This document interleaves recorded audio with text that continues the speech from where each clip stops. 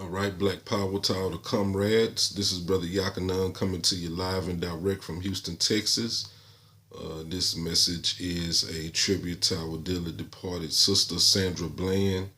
And so the title of this message is Sandy Still Speaks. I got a message from a friend of mine a few weeks ago that the People's New Black Panther Party had appeared in the Sandra Bland documentary that was coming on HBO. I had been anticipating this release, and so I sat and watched. I had no idea that they had, captured moments of us in the video. So as I watched, I do what I normally do when I see certain atrocities committed against our people, that we absolutely have no power to do anything about. I sat and I just wept. Just, all the feelings and the emotions, everything came back from that moment. I just felt it all over again. So, it's time for us to have some real talk here. A lot of people, they sit in front of the camera, and make videos because that's something that they want to do. Me, this is not something that I want to do. This was something that I was called to do. I don't want to be sitting here in front of you making videos like this, because by me sitting here making videos like this, what it basically means is something is very wrong. We have a real serious problem.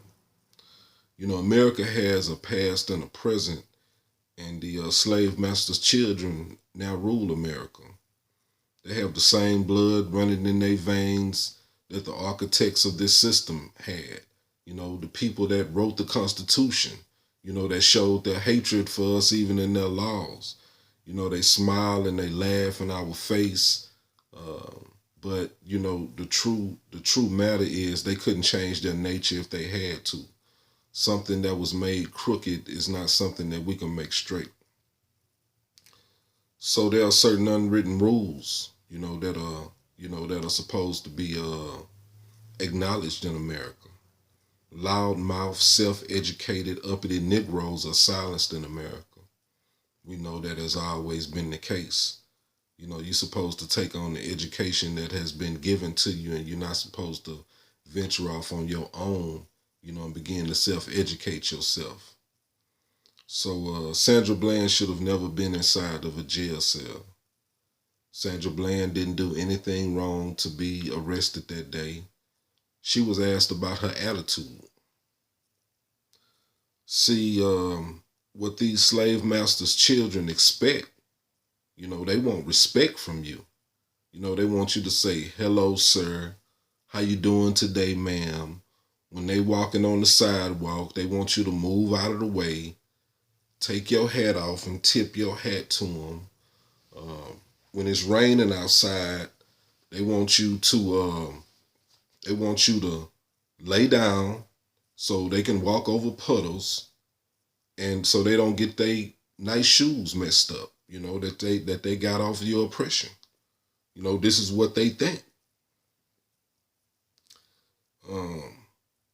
When you go in front of the judge, they want you to say yes, ma'am, no, ma'am. Take your hands out of your pocket. They'll sit up and they'll Jesus you to death all your life. But whenever you get in the courtroom, there's no mention of Jesus. There's no mention of mercy, grace. All that is thrown out the window. That's not the conversation no more. So all that nonsense about, knowing the law and this and that, it's a bunch of nonsense. When you in captivity, you can know the law all you want to, and it does you no good. If you get caught on the back streets of Jasper, Texas late at night, see what your knowledge of the law does for you. That's where James Byrd was dragged to his death. Get caught on the streets of Waller County late at night and see how much of your knowledge of the law, see what that does for you. It ain't going to help you at all whatsoever. We've asked for dash cams. We didn't ask for tasers. We didn't ask for, body cams. We didn't march. We didn't prayed. We didn't sung. We didn't held hands. We didn't voted. We didn't sat in. We didn't died in. We done said hands up, don't shoot. We done came up with all kind of organizations. We done came up with all kind of slogans. And regardless of what we do at the end of the day, it seems that we don't have no power in our hands to change our situation. We've had leaders who have came, who have tried to change things for us, who have had absolutely no power to change nothing. They could have actually lined Martin Luther King Jr. up and Malcolm X on a firing squad in our face in broad daylight, shot them dead, and the only power we would have had in our hands is to burn up our neighborhoods where we lived at.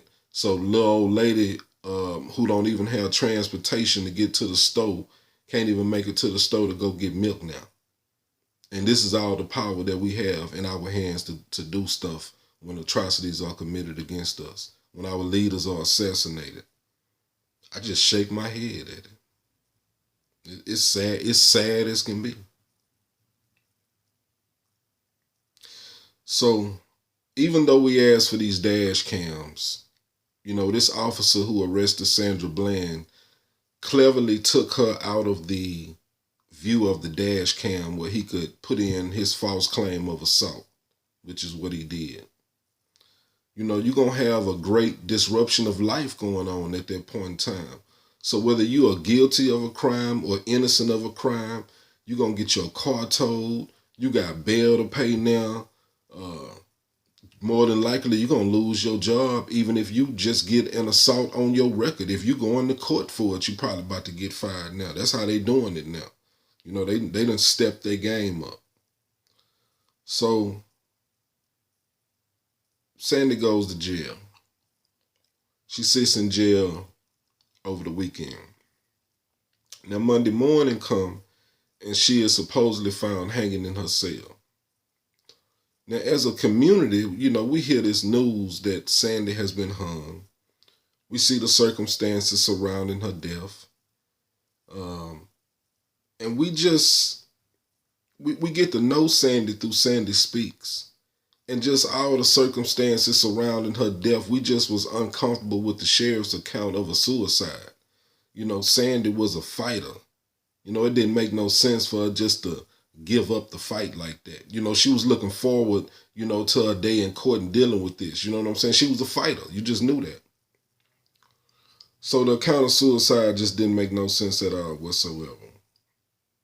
We live in two different Americas. White America is going to always, do victim blaming. In the case of Trayvon Martin, they said Trayvon was, had been suspended because he had some trace amounts of marijuana in his bag. Mike Brown, they released a video of Mike Brown showing Mike Brown in the store, saying he had violent behavior. Eric Garner, he was choked because he had loose cigarettes and was resisting arrest. We all know a store where they selling loose cigarettes at and ain't nobody being arrested or choked because of it but us. So in the case of Sandra Bland, this is the evidence that they came up with against Sandra Bland. The assistant district attorney said that she was suicidal because of the amount of marijuana she had in her system. The district attorney said she was likely scared. She was going to lose her job. She had picked up a felony, and she had lost a baby about 14 months ago. She was in a new location far away from her family, and who knew what she was thinking. So the sheriff said there was a concrete floor with a concrete wall with a solid iron door. Your physical body with a high level of THC working, a few days in this condition, and in your mind, your world has ended. So these Klan members got together and concocted this story that Sandra Bland was high on marijuana and she hung herself because the marijuana made her depressed. They some worthless, no good, sorry bastards. That's the only thing you could say for these people. So now let's look at the facts. This is what Sandra Bland's friend said about her. He said, if you knew anything about Sandra Bland, you knew that She had been through much more than just 3 days in jail. So in 2009, so in 2009, Sandra Bland was arrested for possession of marijuana. The charges were dropped. In 2010, she was arrested for possession of marijuana again. Sandra Bland did 30 days in the Waller County jail. Then she backdoored and did 2 more weeks in Waller County. So you have somebody who did a month and a half of jail time, but then you're going to turn around and say 3 days was much too tough for her to do? It just don't make no sense at all whatsoever.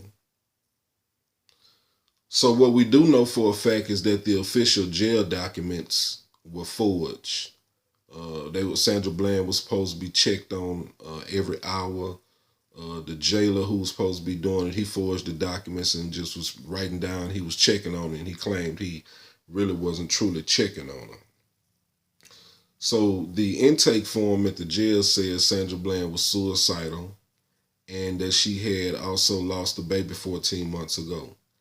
What was so odd about this is the family knew about the miscarriage that she had, but the family never knew anything about a suicide at all whatsoever. So our last hope for justice in this case came with the independent autopsy that was going to be done. It was performed by a sister, and we was here on the ground. So we had gotten word that, the sister had been gotten to, and she had been threatened. So we had already knew what the results would be before we even got the results. So, however, she was willing to say that the large amounts of marijuana found in her system were just absolutely absurd. So she ruled out death by strangulation. She said that no one put their hand around Sandy's neck and choked her and killed her like that. Now, what was missing, what the police never turned over, was the trash bag, the ligature that was used around her neck. This ligature had no DNA on it at all whatsoever, and it had no fingerprints on it. Now, for you to hang yourself, it is highly impossible for you to be able to work that out without putting any fingerprints on the bag, and none of your DNA is on the bag at all whatsoever. That's highly impossible. We all know that. We're not no fools. So the coroner should have known without the bag being there, without them turning over the bag, that there was some foul play involved. Not only did they not turn over the bag, but there was no core temperature that was taken at the time of Sandy's death. That's the first thing you do in somebody's death. You go in and you take the core temperature so you can determine the time of death. Also, the stomach contents were not turned over. From the stomach contents, we could have found out what was her last meal, what time did she eat. We could have found out a little bit more, but these key things were not turned over in this case. So, no one was ever held liable for the jail documents being forged. Nobody was ever held liable for Sandy's death at all whatsoever. 130 hours of video was watched, and no one was seen going in and out of Sandy's jail. In and out of Sandy's jail cell this entire time after 130 hours of video. There were no time stamps on the video, so we didn't know when this video was even taken. So Sandy's family got $1.9 million and a promise of jail reform and Sandra Bland Parkway. That was it. That was the victory.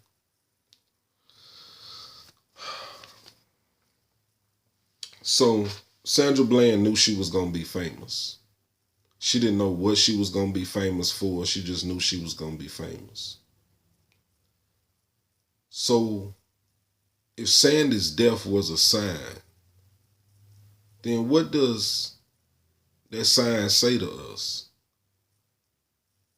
What it says to me is that we can be murdered and have absolutely no power to stand before our enemies. So that brings me to a certain scripture. See, I'm not going to be the type of person that's going to sit in a situation with you, and I'm going to sit in a situation for 400-500 years and act like I have absolutely no clue at all whatever is going on.